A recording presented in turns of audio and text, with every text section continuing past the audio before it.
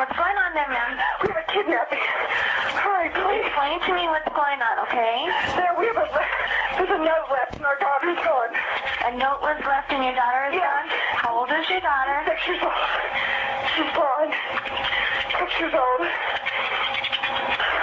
How long ago was this? I don't know. I just found the note. And my daughter's Does it say who took her? What? Does it say who took her? I don't know. There's a ransom note here. It's a ransom note? It says SBTC. Victory. Please. Okay, what's your name? Are you Kathy Ramsey. I'm the mother.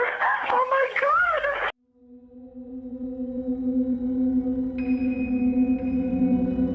JonBenét Ramsey, the little girl in Colorado, was murdered. Beauty queen JonBenét. JonBenét's murder has frightened residents of Boulder. طفلة عمرها 6 سنين اتلقت مقتولة في بيت أهلها ليلة الكريسماس، والقاتل لحد النهاردة حر طليق. JonBenét كانت طفلة استعراضية بتغني وبترقص وعارضة أزياء. كانت ملفتة جدا ومميزة جدا. ليها أخ واحد هو بيرك، كان عنده 9 سنين.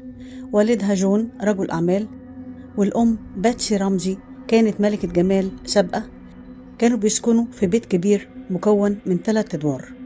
بتبدأ الأحداث يوم 25 ديسمبر سنة 1996، وبالتحديد ليلة الكريسماس. كانت عائلة رمزي بتحتفل بالكريسماس في بيت أحد الأصدقاء، والبيت كان قريب من بيتهم. رجعوا البيت كانت JonBenét نايمة في العربية، وأبوها مرضيش إن هو يصحيها وشالها وداها أوضة النوم بتاعتها وهي نايمة. صباح يوم 26 ديسمبر وبالتحديد الساعة 5 صباحا صحيت باتسي رمزي علشان تعمل قهوة، وهي نازلة على السلم قبل نهايته تقريبا بحوالي درجتين أو 3 لقيت 3 درجات على السلم. الورق ده كان عبارة عن طلب فدية. لما قريتها باتسي فهمت إن JonBenét اتخطفت. جريت بسرعة على أوضتها، بس JonBenét ما كانتش موجودة في الأوضة بتاعتها. وبالتحديد الساعة 5:53 بيجي اتصال ل 911 من باتسي، بتقول لهم فيها وهي مذعورة بنتي اتخطفت، وبتقول عنوانها وبتتكلم عن ورقة الفدية.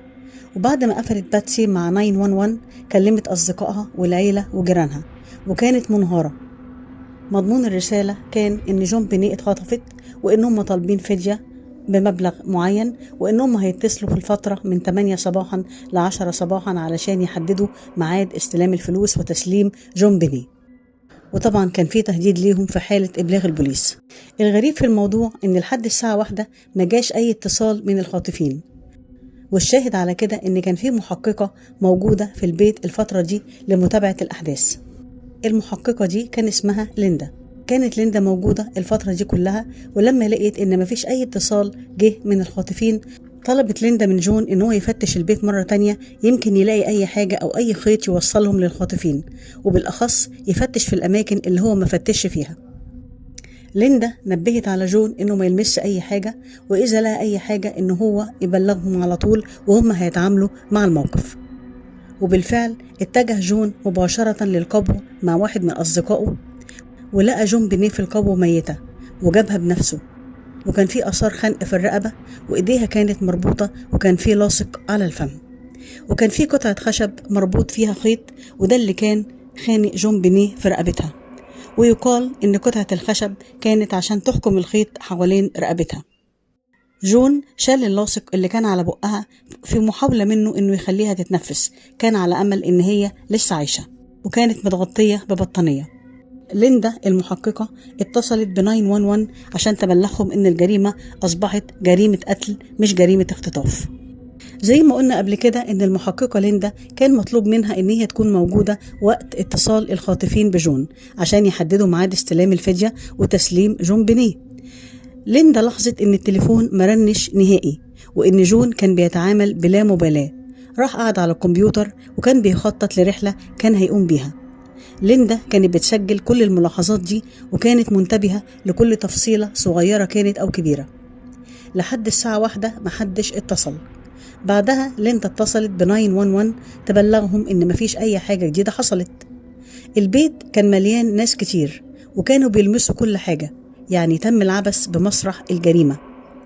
وقتها طلبت من جون إن هو يفتش البيت مرة تانية، ولاحظت ليندا إن جون راح القبو مباشرة ورجع معاه جثة جون بينيه، رغم إنها طلبت منه إنه ما يلمسش أي حاجة، إلا إنه زي ما ذكرنا شال اللاصق اللي كان على فمها وعلى إيديها وحركها من مكانها، ونتج عن كده إن طبعا مسرح الجريمة اتغير وتم العبث فيه.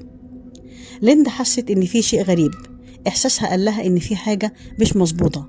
إزاي في ورقة بطلب فدية وجون بينيه موجودة في القبو ميتة؟ وحست بعدم ارتياح تجاه جون.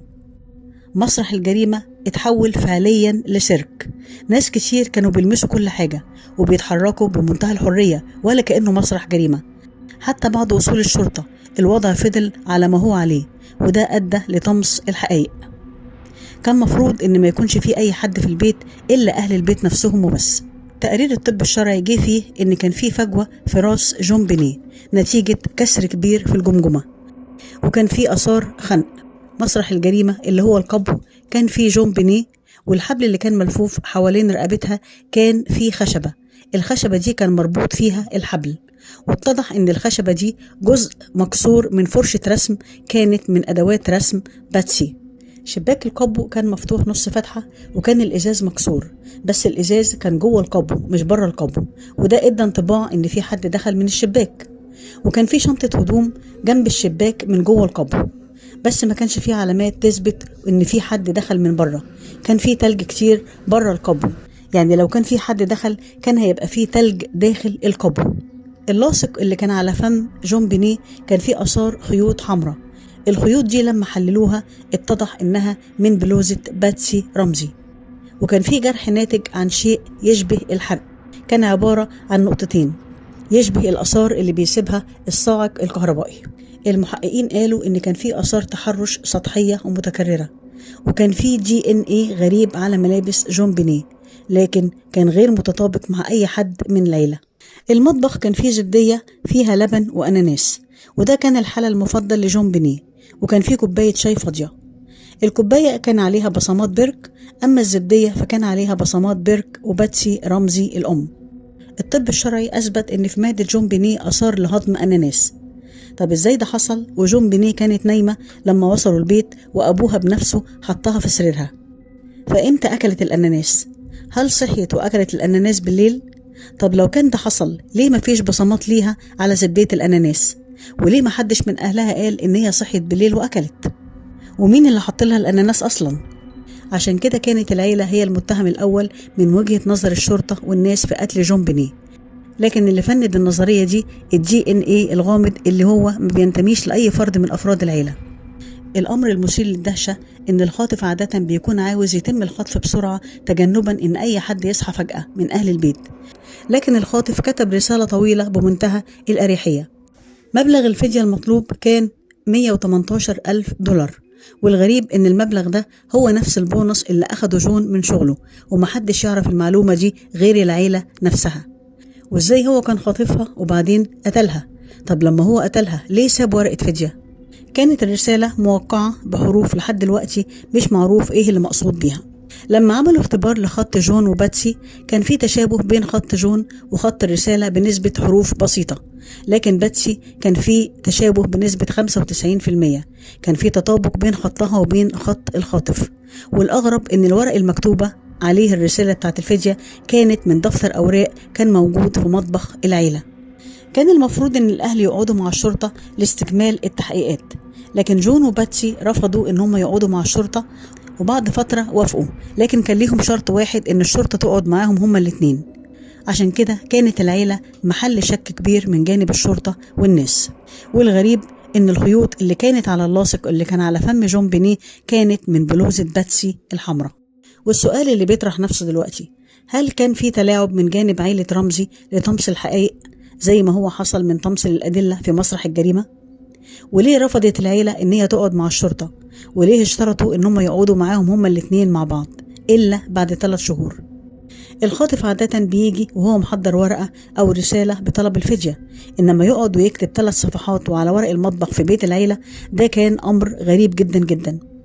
اتهموا باتسي بقتل جون بينيه، بس هي قالت إن هي ملهاش أي مصلحة في قتل بنتها، ونفت التهمة عن جون رغم إن محدش كان وجه له أي اتهام.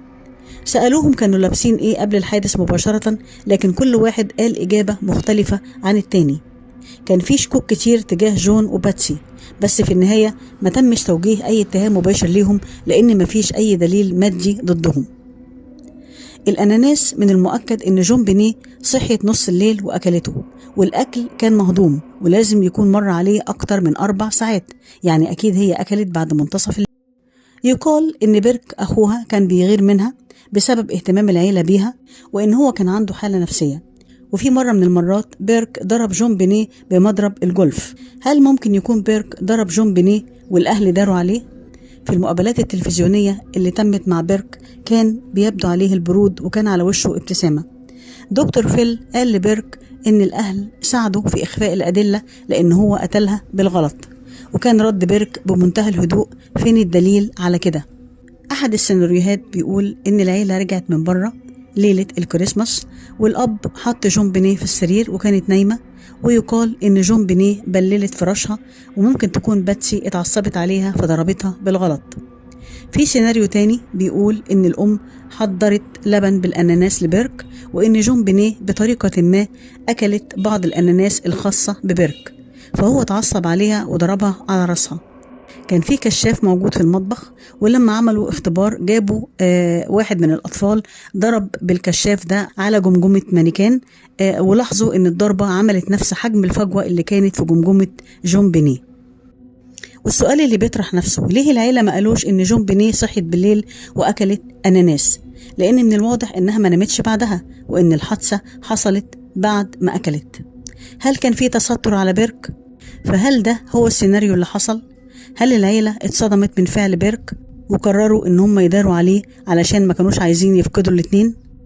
أثناء مكالمة باتسي ل 911 كان في صوت جنبها، وطبعا عن طريق التكنولوجيا الحديثة لتحليل الأصوات قالوا إن الصوت ده مطابق تماما لصوت بيرك، رغم إن جون قال إن هو كان نايم وقتها. فهل انطلب منه إن هو ما يخرجش من أوضته أثناء وجود الشرطة؟